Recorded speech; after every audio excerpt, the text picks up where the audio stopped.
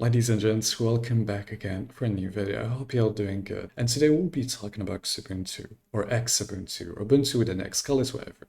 Now if you don't know what Xubuntu is, it's basically a Linux distribution that is based on another Linux distribution called Ubuntu. Now I'm not here to hate on Ubuntu, because there's already a lot of hate on that thing. That's for sure. But what we all know is because of Ubuntu, we have a lot of great Linux distributions. One of which is Xubuntu.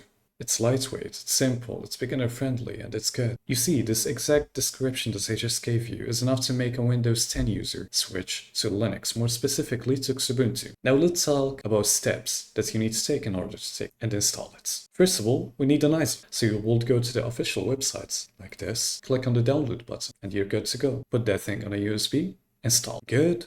Now what if I tell you that once you're gonna click on the download button, you will download malware instead of downloading an ISO? Because if you download the malware to your machine, you're probably either gonna lose your files, lose your data, or worse, lose your money. Because the exact malware you will download will hijack your crypto wallets, which means you will lose all your crypto and all your money, and you might become broke because of that. Now usually what we do in order to install Linux is we get an ISO, and getting a zip file is kind of sus. Because why would you put the installation thingies inside a zip file instead of putting it into an ISO that you can easily burn? I mean, I never in my life, I believe, installed a Linux distribution using a zip file. Like, I never got my installation media inside a zip file. As I said, that's really sus. But sadly, that's exactly what happened with Xubuntu after somebody hacked their websites, their official websites, by the way, more specifically the download section. And the hacker didn't really mess with anything else to keep it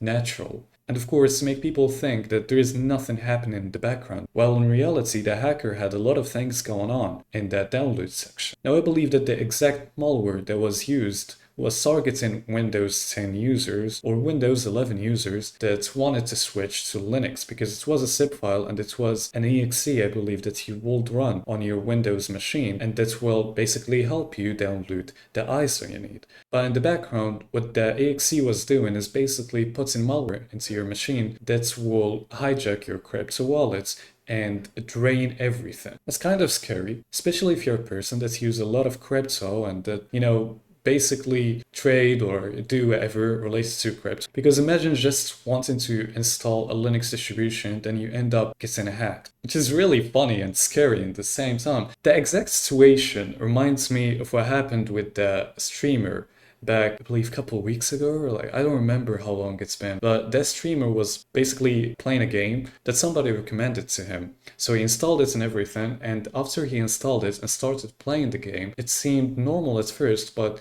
in the background that game was taking all his crypto and hijacking his crypto wallets. And when he checked, he found out that everything he had and everything he had saved from that stream is gone. And here we are seeing the same thing a couple weeks later. Now I believe if I click on the download button over here, it's not even gonna work because nothing is happening. Now take a look at this, right? Download, nothing. So now I have two refresh buttons. I have this one and this one. I mean, if I click on this one, the same thing. What I have to do is go over here and then select one of those and download the ISO, of course. But why? The thing before, you had to just click on that download button and not go to the release. I don't remember, but I think now it's fixed and you can just download Xubuntu by clicking on this, and then it will take it. Kind of complicated. Alright, so now I can download it, right? Oh yeah, okay.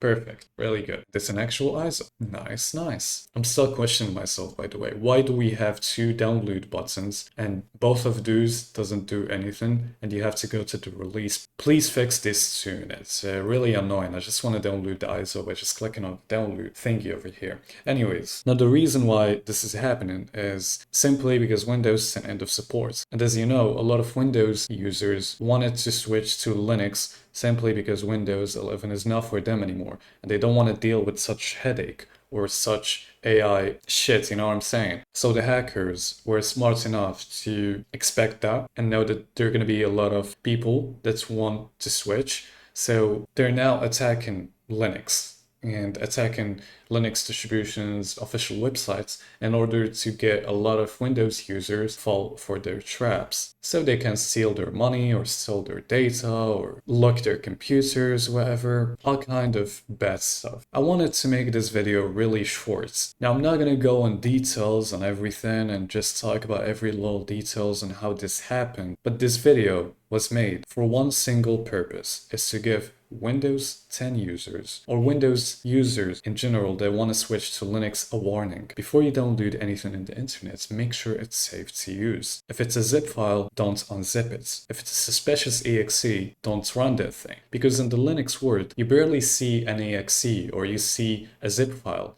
as your installation media. No, we don't have that. We also have ISOs, just like on Windows, but it's for Linux. Maybe on Windows you can download something, I believe, called the Windows download, whatever. It's an exe that you run that downloads Windows 10 or 11, and then it's burned it to a USB for you without using a tool like Rufus or Balena Etcher. But it's not the same on Linux. We really don't have that. Just please don't put yourself in situations that make you look like an idiot after losing all your money. Like, I'm sure there was a lot of victims for this. Some innocent people were just trying to install Linux and bada boom bada boom, they lost their money and everything they worked for. Bro, if I was in their place, I would cry the whole day. I wouldn't stop crying because it just, you don't accept it. You don't really accept it. You cannot. Because crypto wallets, bro, they can hold a lot of money. They definitely can. But what's silly about it is that those wallets are easily accessible with just a little torsion